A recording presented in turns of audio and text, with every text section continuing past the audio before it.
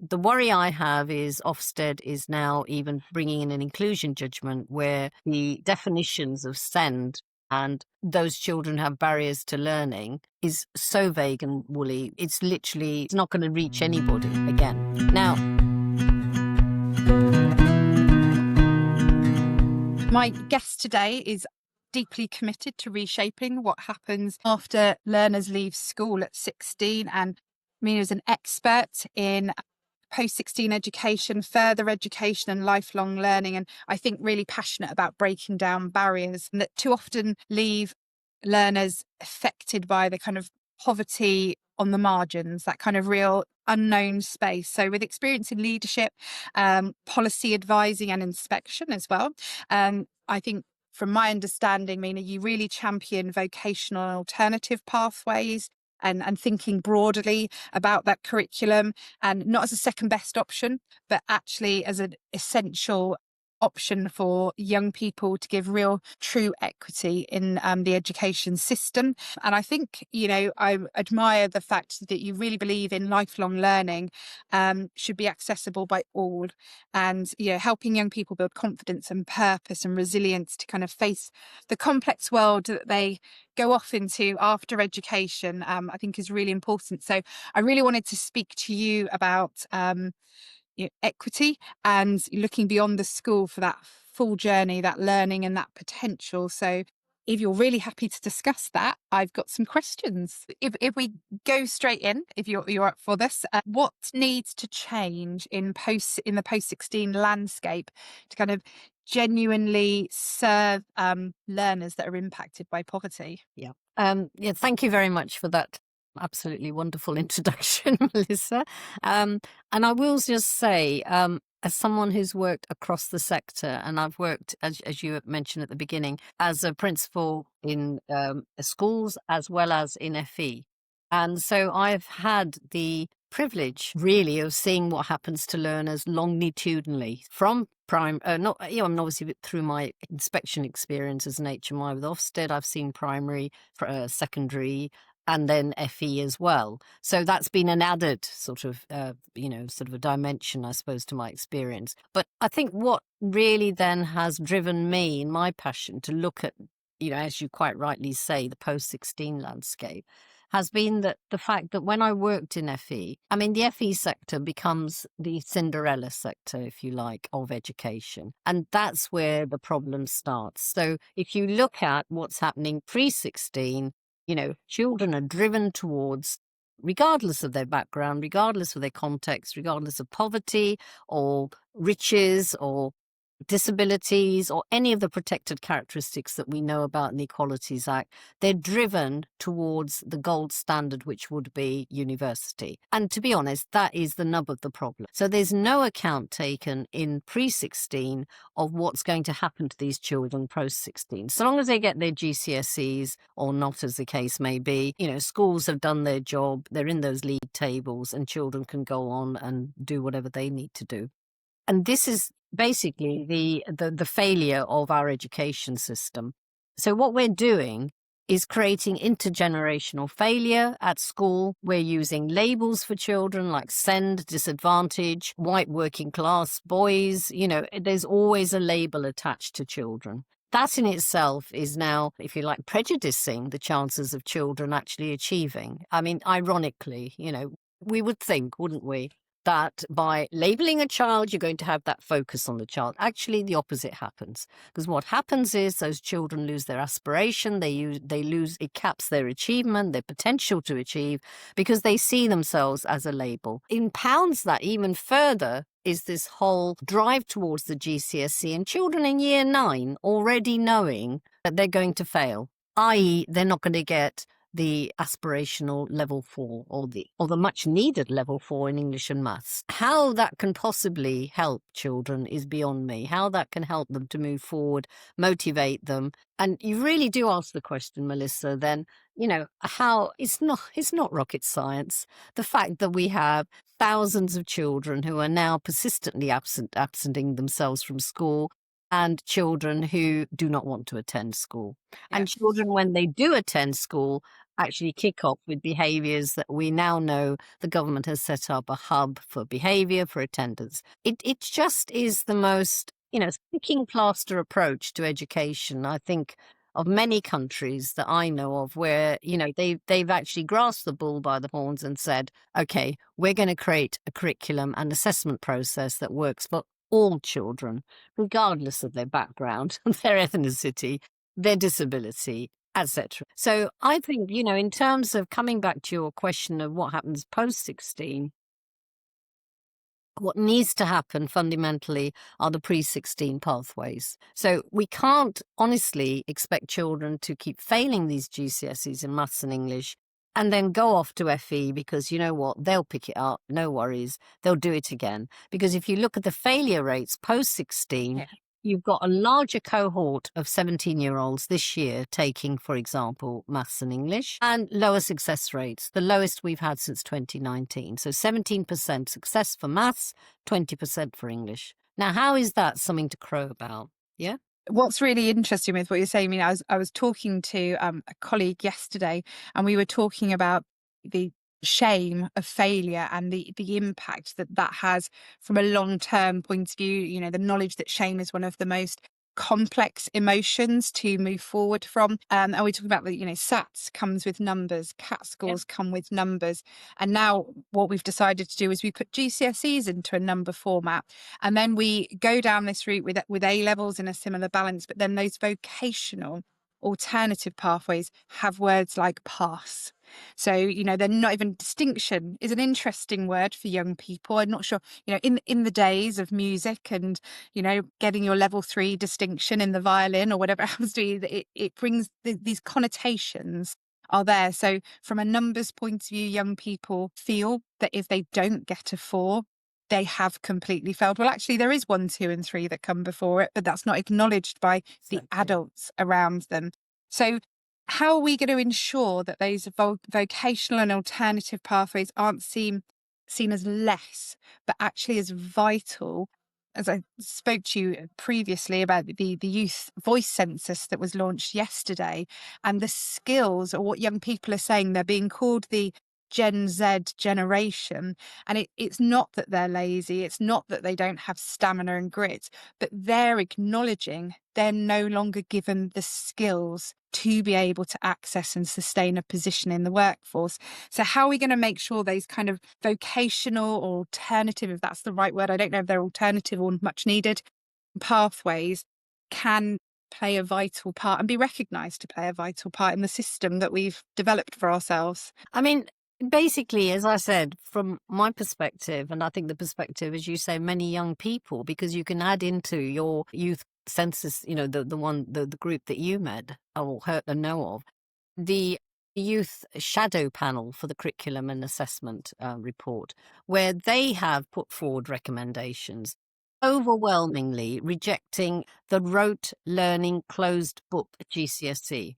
They talk about getting rid of that. Now, that is exactly how I describe the GCSE, and it's not fit for purpose at the moment for many children. We're not saying for all. There are some that excel, many excel, 2/3 obviously do well, but there is 1/3 that doesn't. So they talk about that. They talk about the need for developing skills, and the skills they refer to are the same skills, I'm sure, that we're talking about here: critical thinking, we're talking about oracy, financial literacy, problem solving, creating resilience, entrepreneurial skills, which is so important in this day and age. And the iterative learning that can take place when you actually develop a skills portfolio. And if you bring in AI as another dimension now in terms of jobs for the future, or even for now, what is then needed? It is these skills that people keep referring to as human skills, but they're actually the skills that are needed to work through what you need to be doing in a job, because you've got AI that's going to be doing a lot of it, but you need to be there actually critically thinking, is this the right way forward? Because AI isn't infallible. We all know that. Now, what doesn't happen at the moment is that these skills are not there in our curriculum pre-16.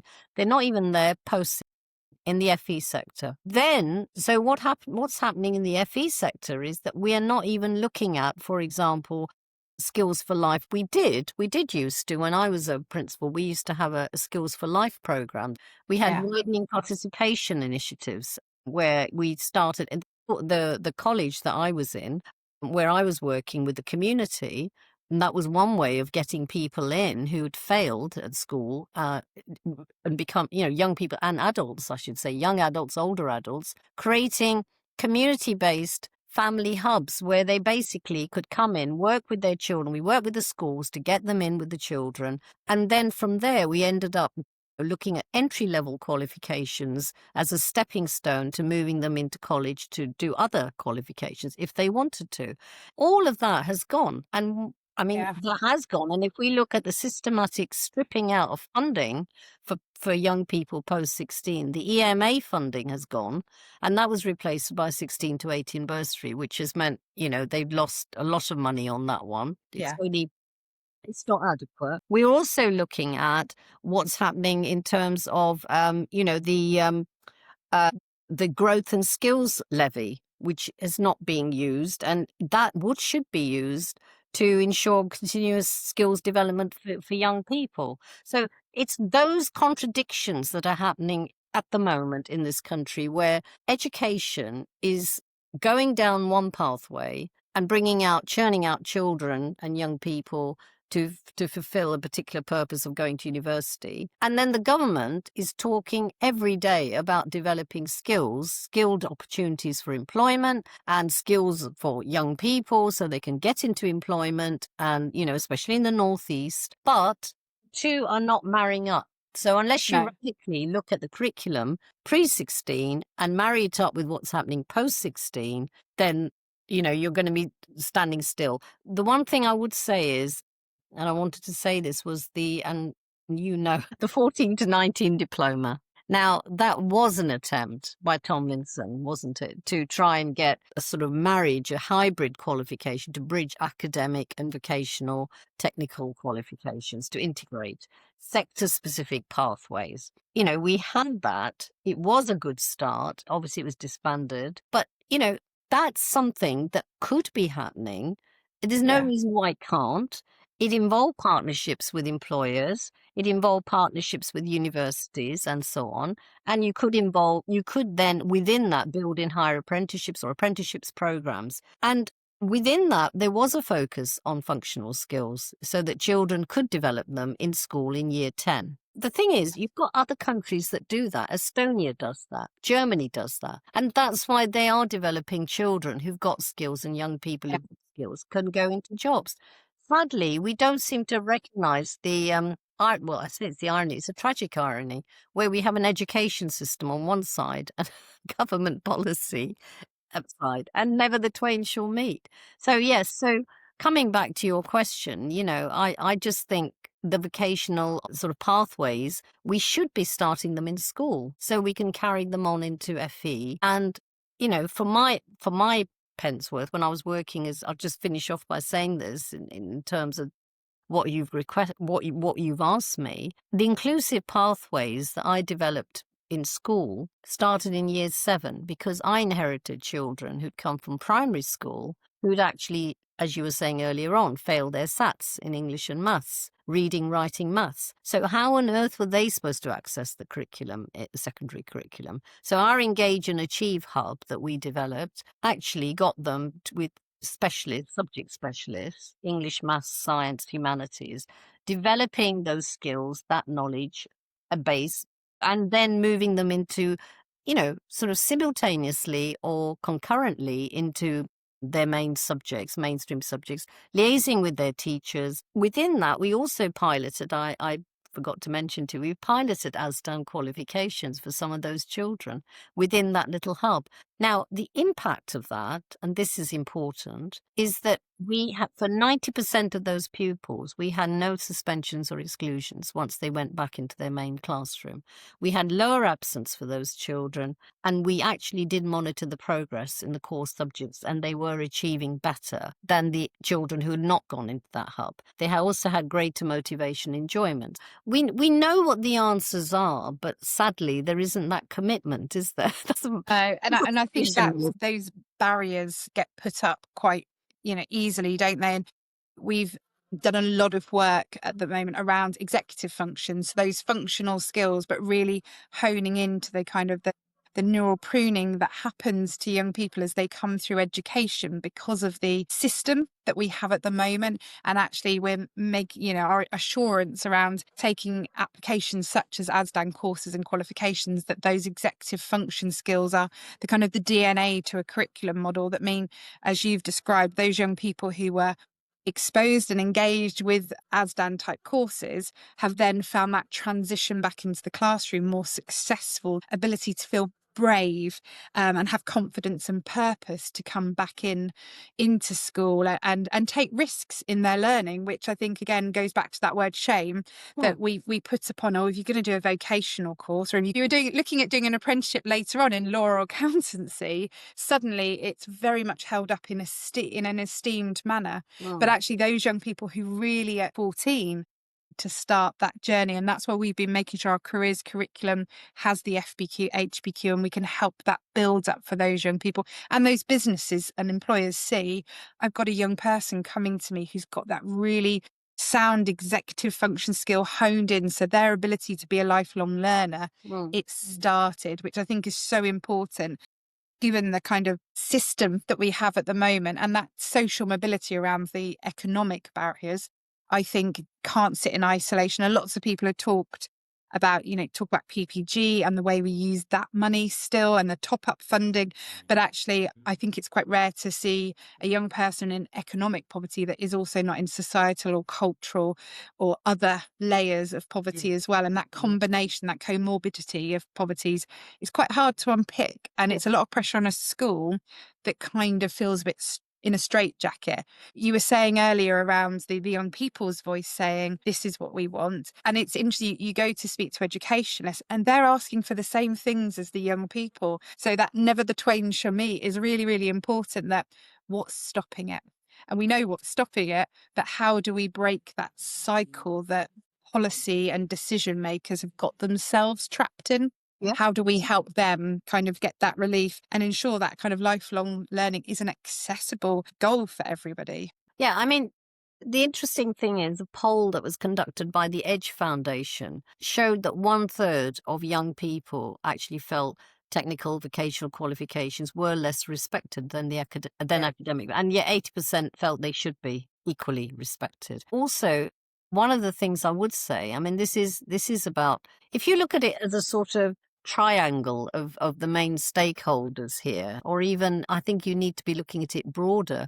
You've got schools, you've got the government, or schools education, you've got the government, you've then got employers, and you've got the FE. So it's probably the four areas, post-16.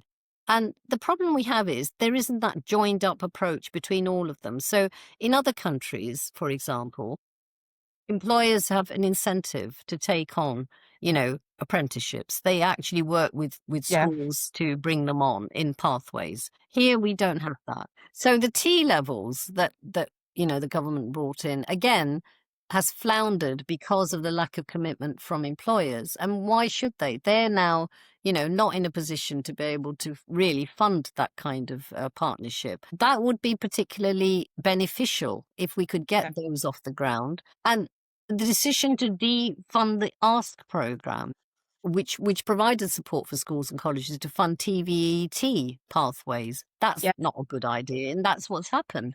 So wherever you look, there has been. I'm not somebody that keeps bleating on about resources. There has to be keep throwing resources at something and it will automatically resolve itself. It isn't about that. It's about having an actually cohesive strategy between all of the players, the stakeholders in the field, and then a resourcing which is targeted at where it needs to go. But sadly, the money is going into schools, but post-16, it isn't, which is why a lot of FE institutions are having to now join up, because they can't afford to work on their own. So there's massive, great big dilution. Yeah. And what's really interesting, if we were running and managing a really sustainable business, we'd be looking at return on investment. And what we seem to be doing as a country is our return on investment for young people hasn't been kind of prioritized, has it?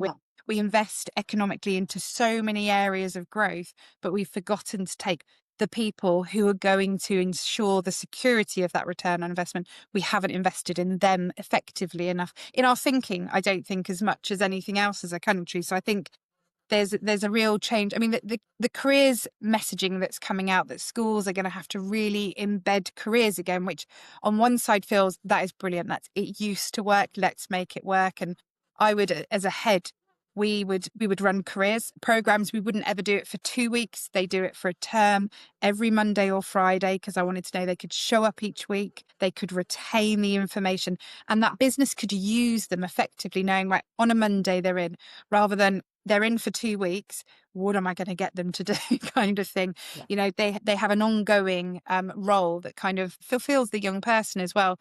But this push now around that in year 7 and 8 they need to do something. We used to have the careers fairs and the workshops for a whole week, didn't they? Different businesses would come in and you do a Dragon's Den type activity. But trying to get that back in, and then at year 10 they should be having this equivalent of 10 school days in a workplace, I think is going to be a really big ask for schools to do, unless we can bring those employers into the nest, so to speak.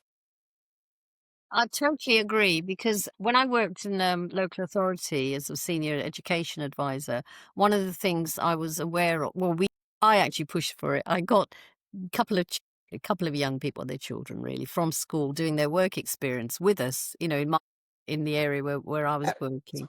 And I was actually, because I was interested to see what was expected. Nothing, Melissa. Nothing was expected. They No. had a little journal thing or diary, and I looked into it and I said, What are you expected to write in here? I guess what I do was my response, and I thought, okay, so what are you doing? Well, I'm photocopying. Yeah. Anything else? Not really. If someone asked me to make a cup of tea, I'll make a cup of tea. And this is how the conversation went. I was thinking, good Lord, 2 weeks of this, and she's going to be desperate to get back to school. Now that's not, I mean, obviously, it's not a very good, well, it's one example, and obviously there'll be other examples where children will be doing very well. But I do honestly think, if you're going to do work experience, it can't just be a standalone, and actually getting that work experience is random anyway. So doesn't it have to be an integrated part of the curriculum? So it Yeah. is an entitlement. And as you quite rightly said, Melissa, it works in collaboration with employers. So, we should have been involved in it. I wasn't involved. I agitated to get these people in, but nobody asked me what are they, or anything. No, I think basically they did these journals, went back into school, and then maybe the school rang up the officer who was they were working with, to say, how was They she? turn up. Yeah, and then turn up. Exactly. Can we put them down? So there's that point. But then I think the other point to make there is around, when they do go into work experience, and we were talking about CIAG, careers advice, there's another issue there, which is really troubling. This has always been the case. And unless we change this, you won't get the proposed change that we're looking at. There is no currently link up between curriculum and CIAG. So what the teachers do is think, right, they're going off for their little chat with CAIG, and that I've done my bit, right? But what CAIG, those officers that come in, or the careers advice people come in, they don't generally make a huge effort to find out what these children are actually learning in their curriculum. And so they are not much further forward when it comes to advising children. So the classic case in a school I went into when I was researching my book, where these children wanted to do robotic engineering. And to do robotic engineering, they actually had to take particular subject choices. Their subject choices were to enable them to do it. Now, the curriculum was designed so they couldn't do it, because they had to take choices from this band, from that band, and therefore, bless them, they couldn't. But, year 8, year 9, they were doing their choices. They couldn't make those choices. So it was ludicrous, because one of them's had a father who was working in that field. And it wasn't, the child said to me when I interviewed them that, I can't understand this. My dad did it. Why aren't I allowed to do it? What's the problem?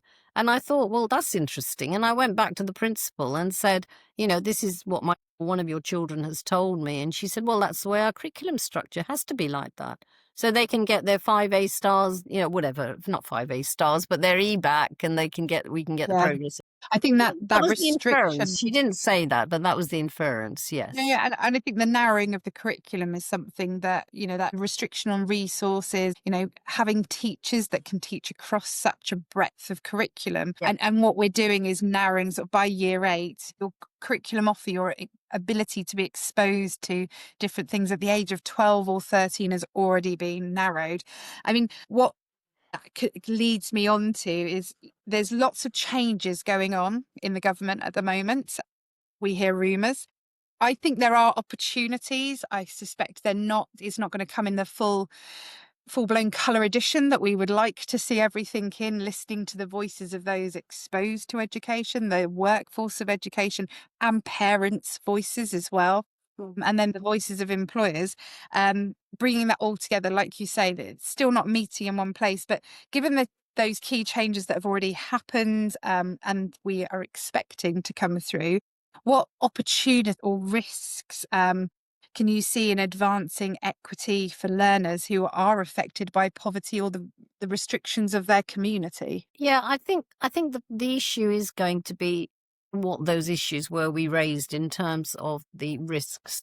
If we look at the risks, it is that continuance of labeling, which I think is really going to create problems for, you know, all children.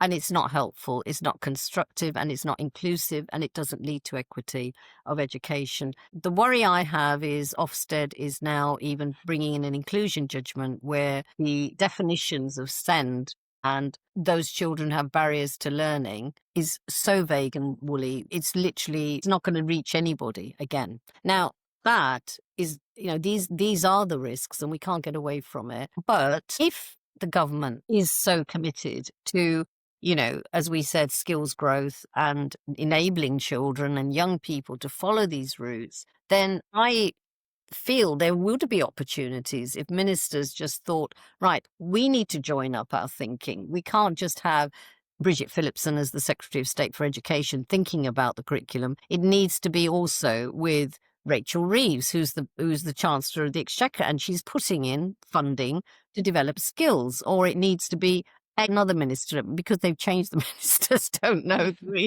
I don't know who they are now. This week, indeedy. Whoever those ministers are, I listened to Lisa Nandy this morning on the Radio 4, and she talked incredibly plausibly about targeting funding for skills development in the Northeast, which is an area that does need targeting. In fact, if you look at achievement, and we come back to that gap again, London is way ahead than areas in the North. We know that. And if you look at why that might be the case, there are a number of reasons. I am going to say it, but if you look at those children who are disadvantaged in the North, they are not doing as well as the children in London. So if you look at particular ethnic groups in London and elsewhere, even in Oldham, if you look at sort of the Indian ethnic groups, the Chinese, they do way better than your white British working class, So that's one issue.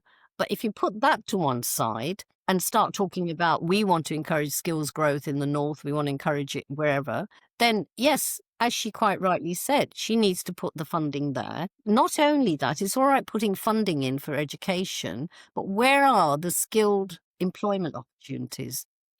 There are way more opportunities for young people in London to gain these jobs. Not that much more, but there will be more than some of the other areas in England. Charles would say where the funding is, joining up with the education. And that joined up approach is a massive opportunity to actually transform education.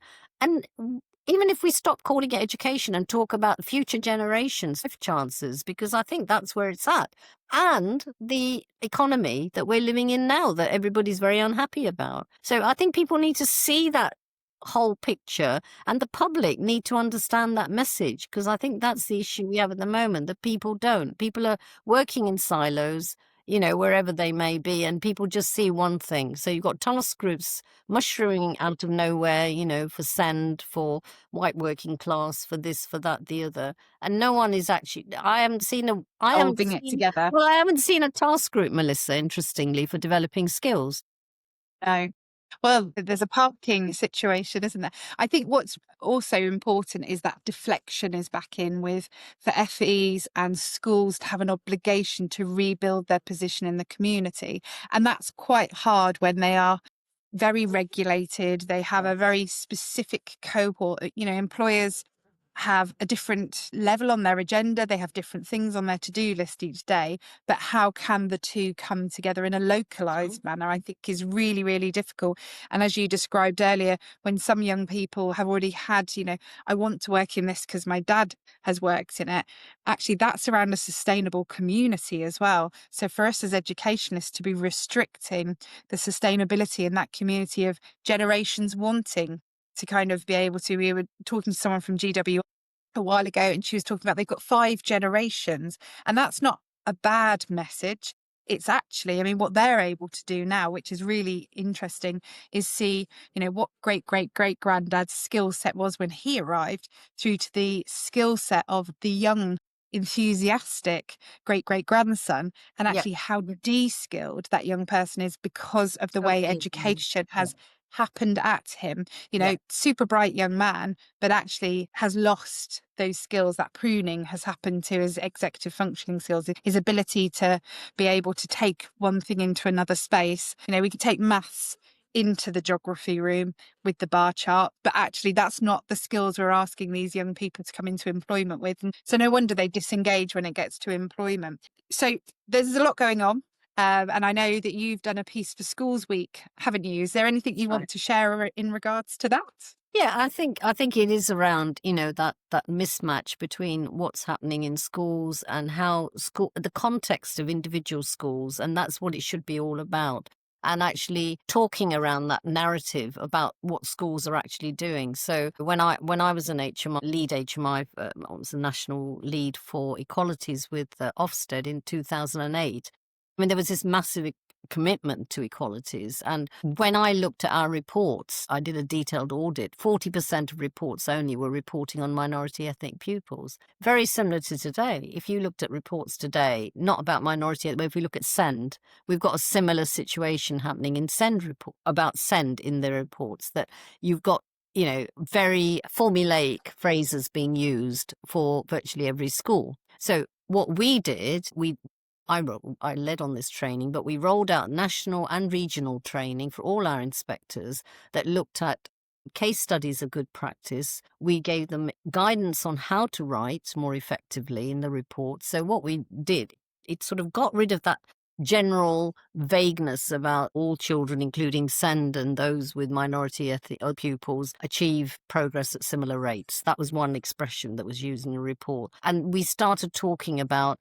the fact that children who were at early stages of learning English were participating in creative subjects. Therefore, they became part of the school community, and that accelerated their language skills. So that was much more, it was better. The report, the training materials were absolutely massive. I mean, it was copious, and I was looking at them the other day and amazed at what detailed training we did. Now, all of that swept aside with the new government, 2010 with the coalition government. In 2012, it gave way to pupil premium as the foci. So we abandoned race and we moved to pupil premium. And then in 2019, under the new HMCI there, what happened there was this fact that apparently inspectors couldn't even look at data anymore, and they still can't. Now, when we were doing reporting back in 2008, plus until it was abandoned in 2019,